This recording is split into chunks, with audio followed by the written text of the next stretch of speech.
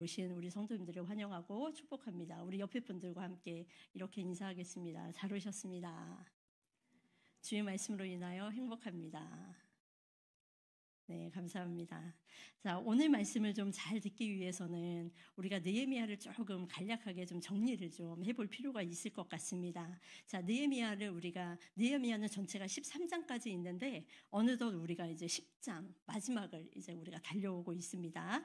자, 느헤미야는 크게 두 부분으로 나눈다면 1장부터 7절까지를 한 부분으로 이야기하고 8장부터 13장을 나머지 뒷부분으로 해서 이렇게 두 부분으로 나눕니다. 그리고 우리 성도님들이 저와 성경 공부를 하면서 익히 알고 있다시피 1장부터 7장은 느헤미야가 페르시아 왕에게 허락을 받아서 예루살렘으로 돌아가 성벽을 재건하는 그 과정을 다루고 있습니다. 자, 느헤미야는 이 페르시아에서 성벽 재건을 하려는 결심을 하고 예루살렘으로 돌아옵니다. 그리고 예루살렘에서 외부의 방해와 내부의 문제들의 모든 어려운 상황 속에서도 그 모든 것을 극복하고 잘 사람들을 조직하고 격려하여서 52일 만에 이 성벽 재건을 마칩니다. 그게 바로 1장부터 7장까지의 전체적인 내용입니다. 자, 그리고 8장부터 13장은 어떤 내용이냐면 성벽 재건을 마쳤으니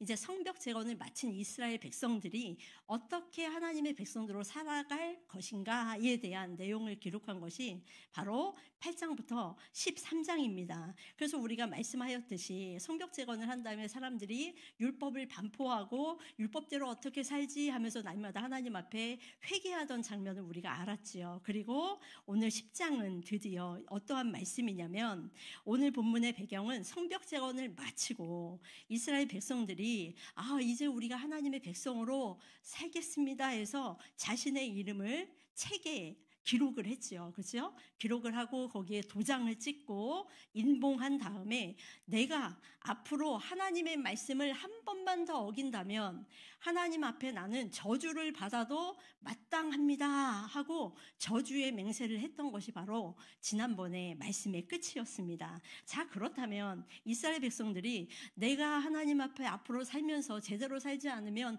저주도 마땅히 받겠습니다 라고 자진하고 자발적으로 하나님 앞에 새로운 순종을 하겠다라고 이야기를 하는데 도대체 어떠한 곳에서 그렇게 하는지 그것에 대한 말씀이 오늘 말씀입니다. 그리고 특별히 그동안 이스라엘 백성들이 버려지고 밟혀진 것처럼 하나님의 말씀대로 살지 않았던 대표적인 세 가지를 들어서 우리가 앞으로는 그렇게 살지 않고 하나님의 말씀대로 살겠습니다 하고 세 가지 예를 들어서 설명을 합니다. 그것이 바로 결혼, 그 다음에 안식일, 마지막으로 하나님의 성전에 대한 것이었습니다. 이 세 가지를 오늘 우리가 한번 살펴보면서 우리도 하나님 앞에 우리의 가정, 결혼, 그리고 우리의 안식일, 그리고 하나님의 성전인 우리가 어떻게 살아가야 할지 그 해답을 말씀 속에서 찾으시는 우리 성도님들이 되었으면 좋겠습니다. 자, 그러면 제일 먼저 결혼에 대해서 이스라엘 백성들이 어떠한 결단을 보였는지 우리가 한번 말씀을 살펴보려고 합니다. 자, 30절입니다.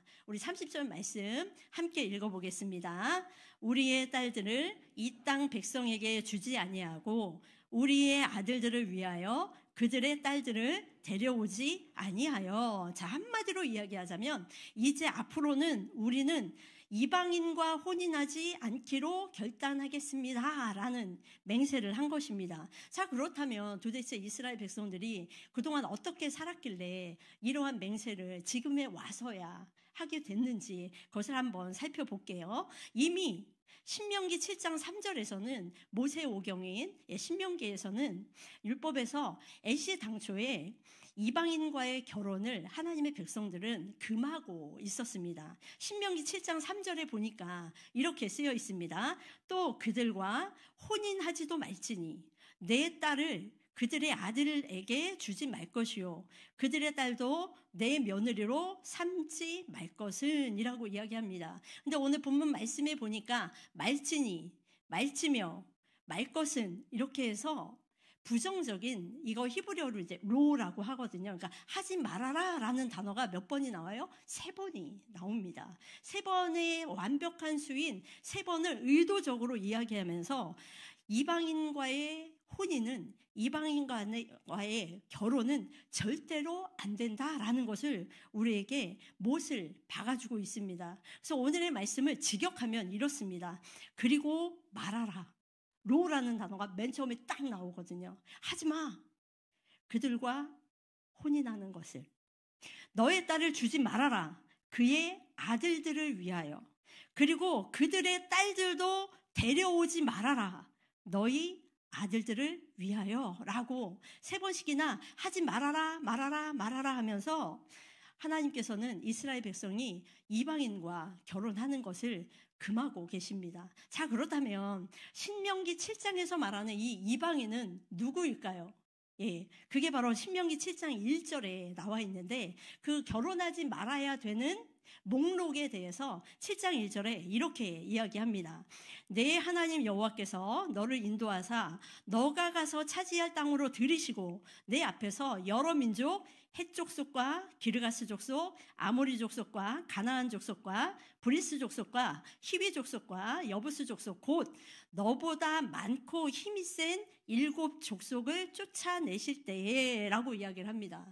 다시 말하면 이스라엘 백성들이 결혼하지 말아야 하는 이방인의 목록이 바로 누구였어요? 가나안 땅에 들어갔을 때 그 땅에 살고 있는 7 족속이었습니다. 자, 그런데 하나님께서는 분명히 너희가 가나안 땅에 들어가면 분명히 이 7 족속들이 살고 있을 거야. 근데 그 사람들과는 이 신명기 7장부터 계속되는 말씀에 보니까 뭐라고 쓰여 있냐면 너희는 그들을 불쌍히 여기지도 말고 그들과 언약도 하지 말고 또 그들과 혼인하지도 말고 거기에 들어가면 다 진멸하여서 그 사람들을 다 물리쳐라 라고 이야기를 합니다.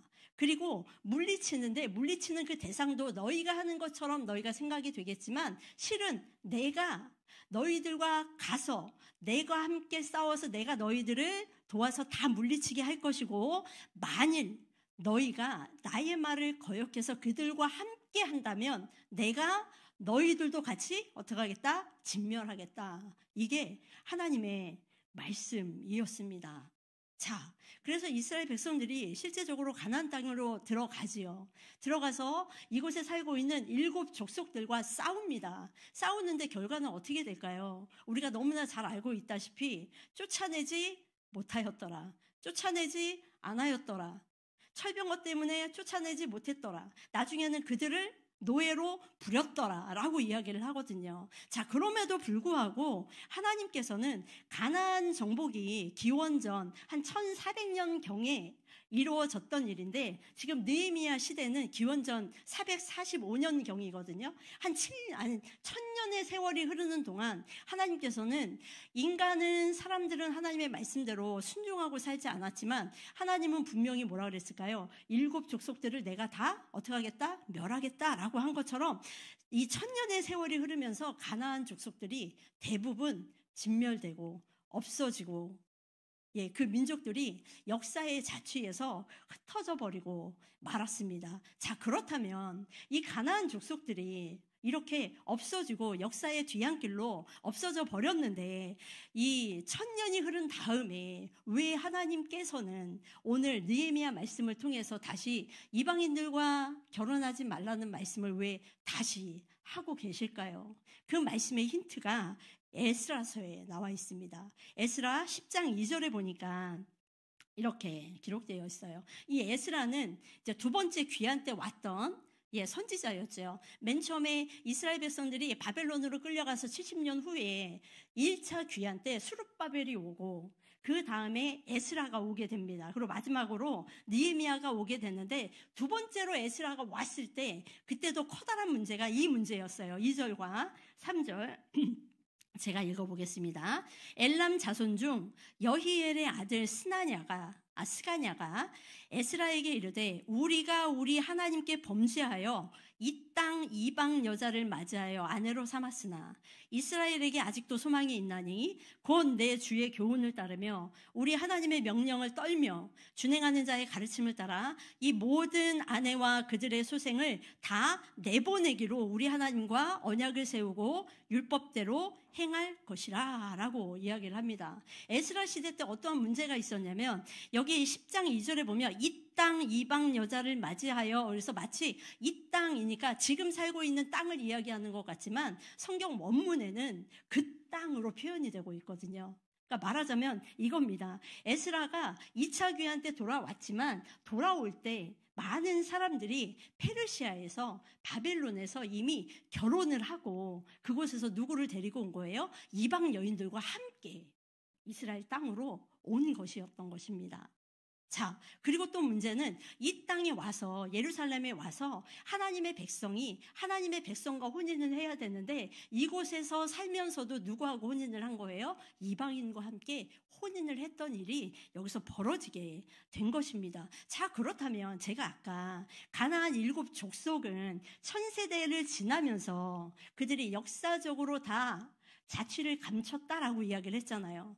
몇몇 족속 외에는 다 하나님께서 그들을 다 멸하게 하셨는데 여기서 말하는 이방인들은 누구였을까요? 자, 그것이 바로 제가 좀 전에 힌트를 드렸던 그 말씀입니다. 이스라엘 백성들이 바벨론으로 끌려가서 그곳에서 페르시아가 바벨론을 다시 먹으니까 모든 바벨론의 모든 정권이 페르시아로 넘어가게 됐습니다. 자, 이 페르시아에서 70년 동안 종으로 살고 있던 이스라엘 백성들이 자연스럽게 페르시아 사람들과 뭘 하게 됐을까요? 네, 결혼을 하고 이방인 여인들과 한 가족을 이루었던 것입니다. 자, 그리고 그곳에서 살고 있던 이스라엘 백성들이 다시 예루살렘에 와서 이곳에서 어떻게 됐어요? 또 이곳에 있는 이방인들과 함께 또 다시 결혼을 하게 되었던 겁니다. 이때 이스라엘 백성들 가운데 가장 큰 의문점과 궁금증이 이거였습니다. 뭐였냐면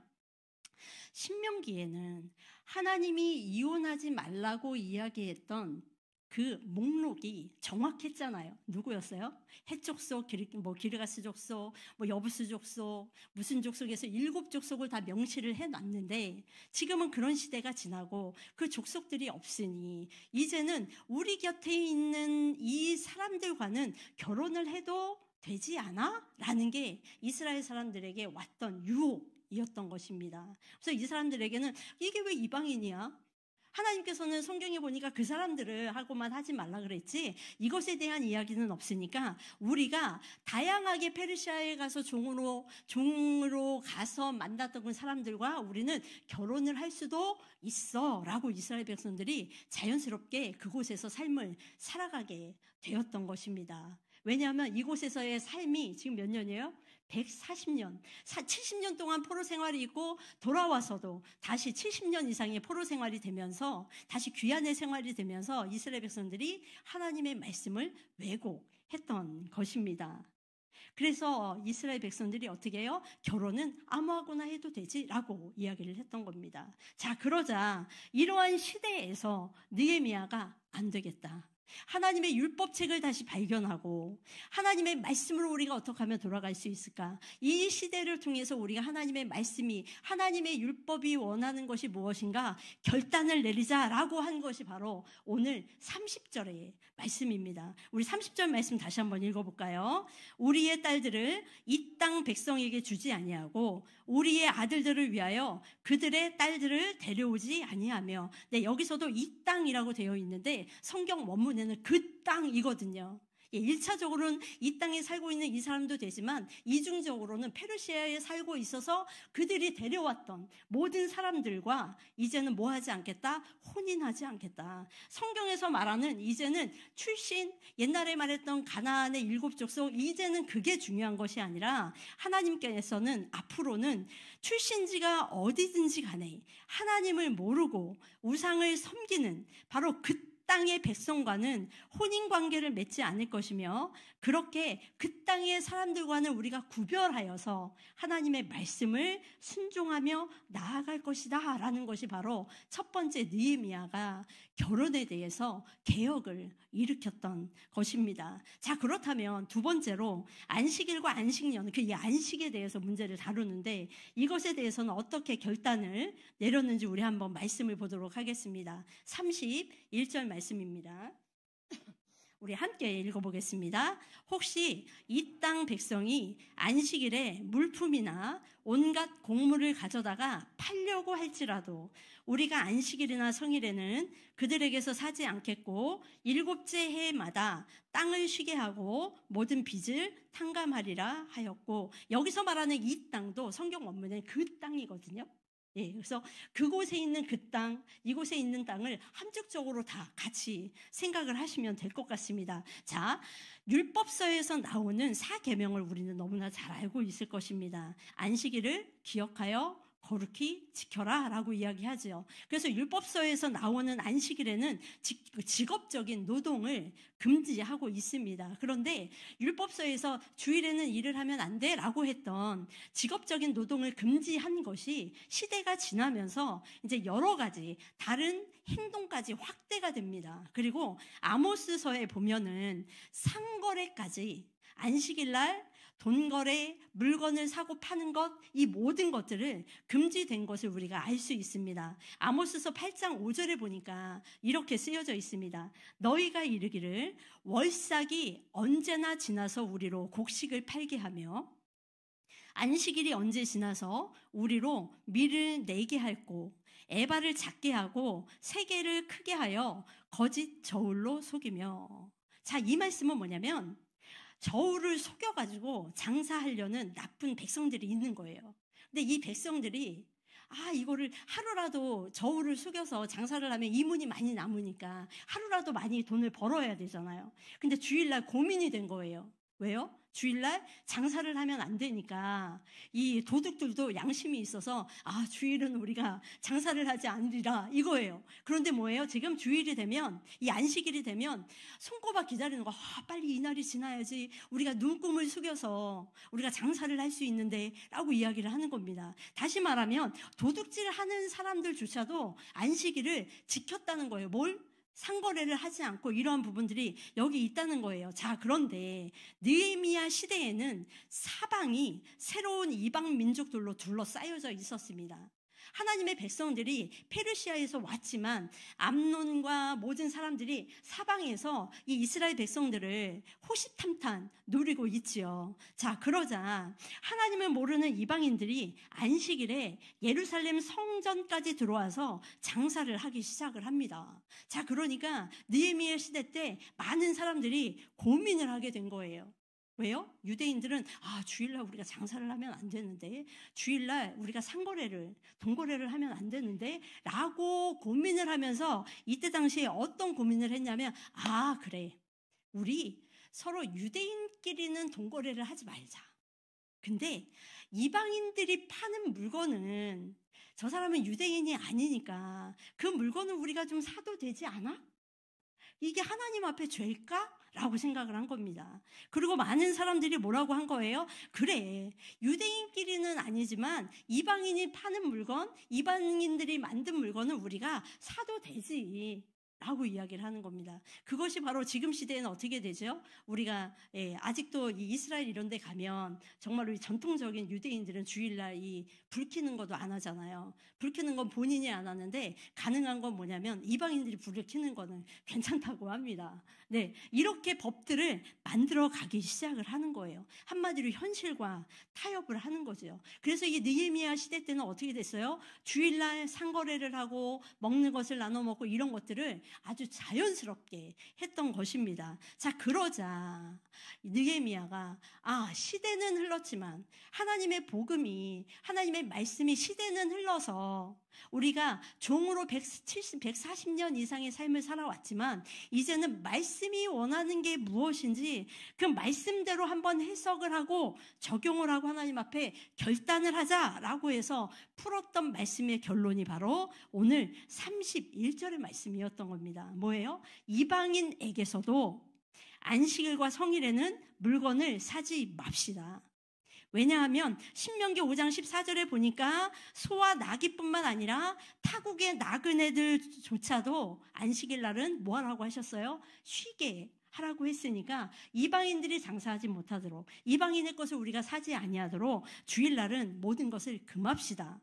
그리고 어떻게 했어요? 그동안 지켜지지 않았던 안식년, 7년이 되면 그 해마다 가난한 자, 고아, 과부를 위하여서 그 사람들이 모든 것을 먹을 수 있게 야생적으로 아무도 밭갈이나 모든 것을 하지 말고 가난한 사람들이 가져갈 수 있게 그 법을 만들어 줍시다.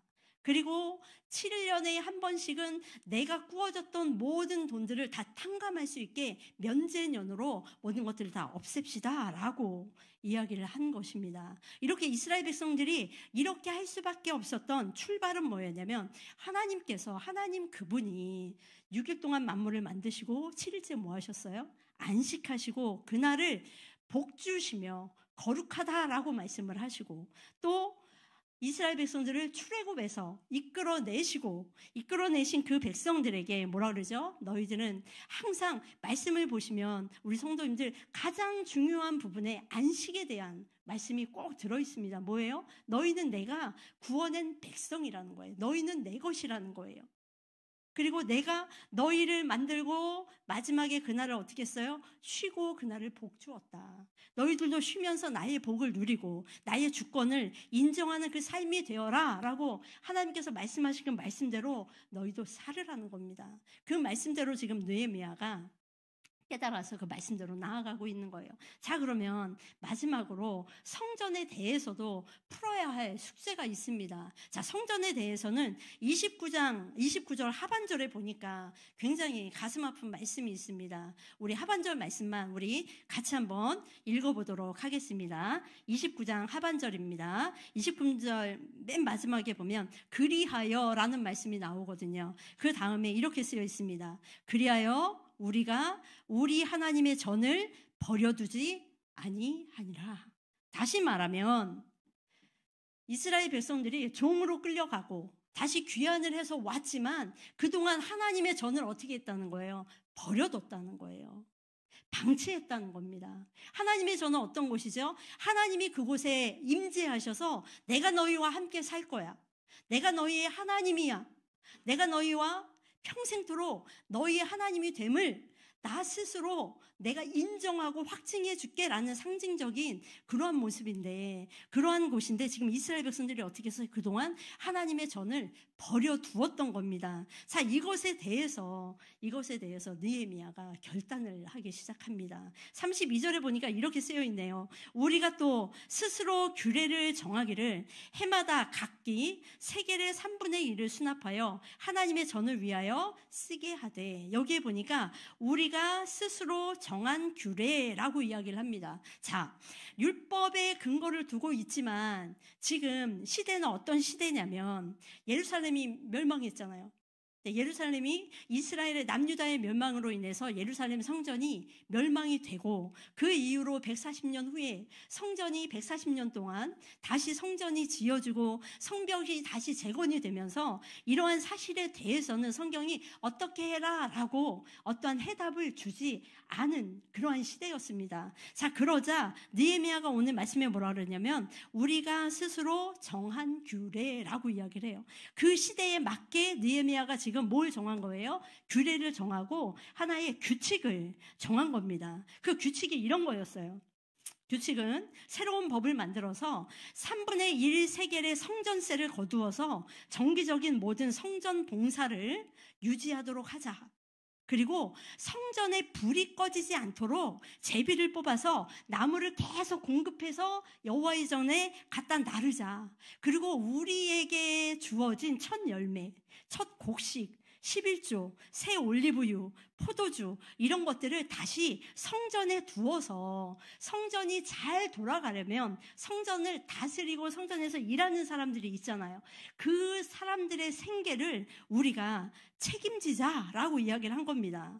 이처럼 새 시대에 적용할 수 있는 율법과 규칙을 스스로 규례를 정해 라는 말로 지금 느헤미야가 새로운 규칙과 율법을 정한 겁니다. 그런데 느헤미야가 이렇게 새로운 어떤 것들을 만들긴 하지만 거기에 굉장히 중요한 원리가 하나 있습니다. 그것은 바로 34절과 36절에서 나오는 공통된 말인데 이게 무슨 말인지 우리 성도님들이 한번 찾아보시기 바랍니다. 제가 읽어드릴게요.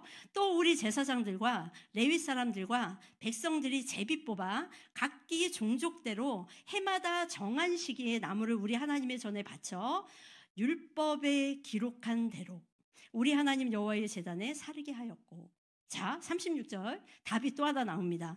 또 우리의 맏아들들과 가축에 처음 난 것과 소와 양에 처음 난 것을 율법에 기록된 대로 우리 하나님의 전으로 가져다가 우리 하나님의 전에서 섬기는 제사장들에게 주고.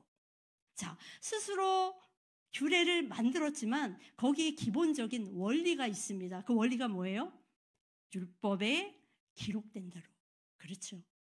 그 시대에 맞는 규칙을 만들지만 기본적인 하나의 원칙은 가지고 가는 거예요. 그게 바로 뭐예요? 율법이 기록한 대로, 하나님이 말씀하신 대로 그 말씀에서 모든 것을 착안하고 말씀에 들어있는 말씀의 풍부한 그 말씀을 기본적으로 하여서 이 시대가 말하는 변화 속에서 말하는 그 답을 찾아내고 있다는 겁니다. 다시 말하면 시대가 변하면서 여러 가지 상황의 변수는 있지만 기본적으로 하나님이 말씀하신 기본적인 율법이 말하는 대로 그대로 나아가려는 모습을 우리가 보고 있습니다. 특별히 32절부터 39절까지는 빠지지 않고 매 절마다 나오는 단어가 있습니다. 그것은 바로 하나님의 성전이라는 말입니다. 하나님의 성전, 여호와의 성전, 여호와의 전, 여호와의 집이라는 말입니다. 자, 기록자는 아까 우리 39장 하반절에 뭐였죠?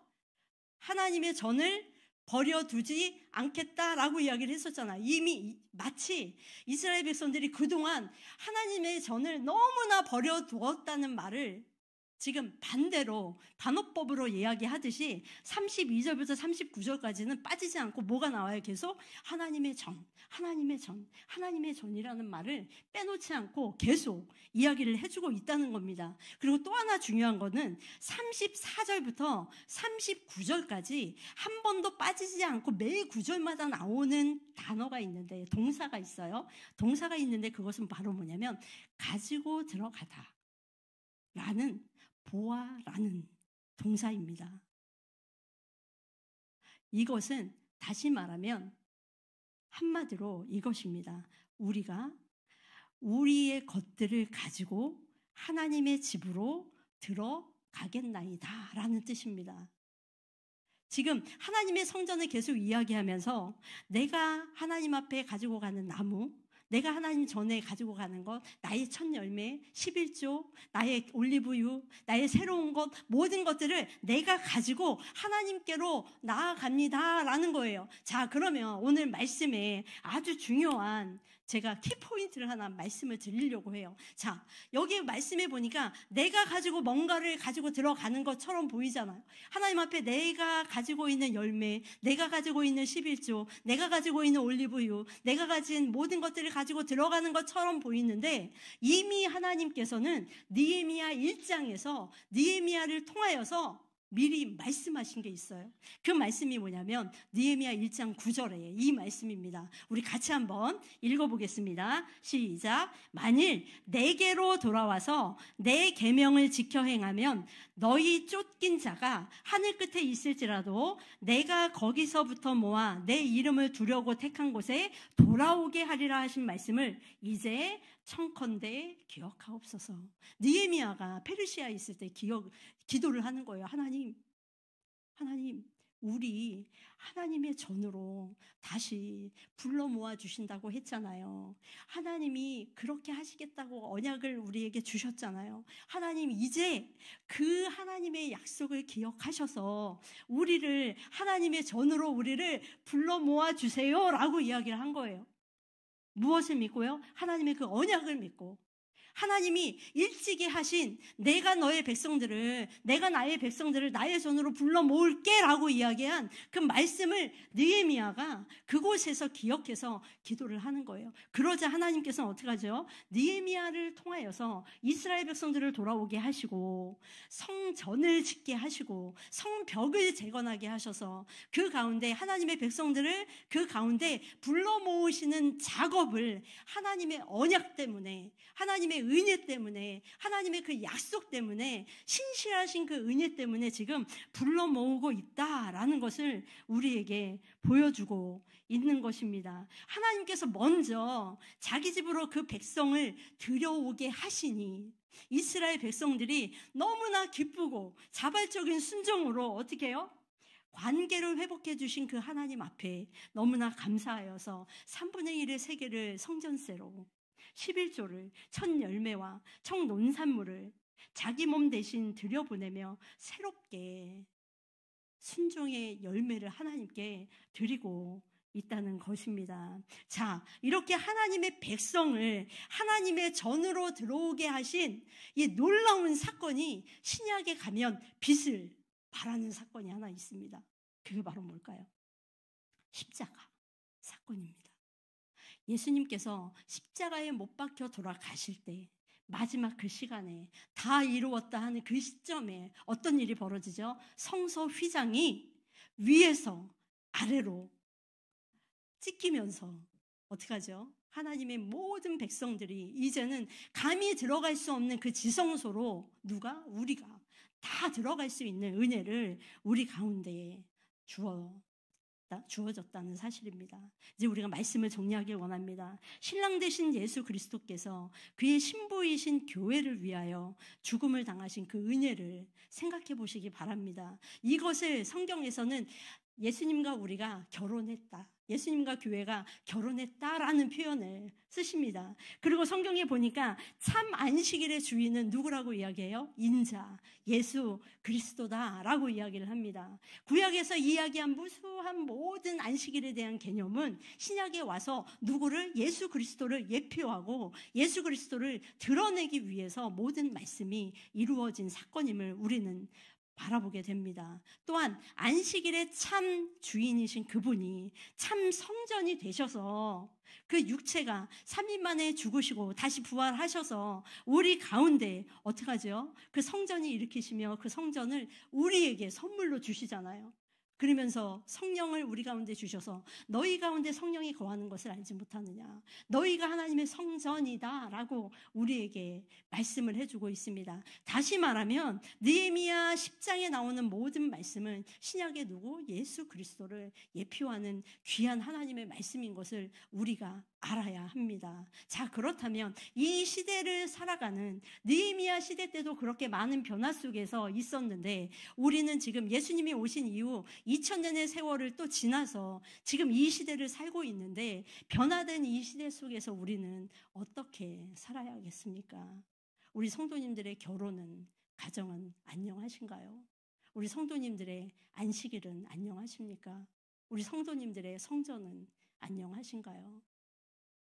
우리 시대가 바뀌어서 시대에 맞는 규칙과 시대에 맞는 규율은 있겠지만 우리가 원칙적으로 붙잡아야 할 것은 율법에 기록된 대로, 다시 말하면 하나님의 말씀이 기록된 그 말씀을 따라서 날마다 세상과 타협하는 것이 아니라 하나님께 묻고 하나님께 나아가며 그 말씀 앞에 순종하는 우리 성도님들이 되시기를 예수님의 이름으로 부탁드립니다.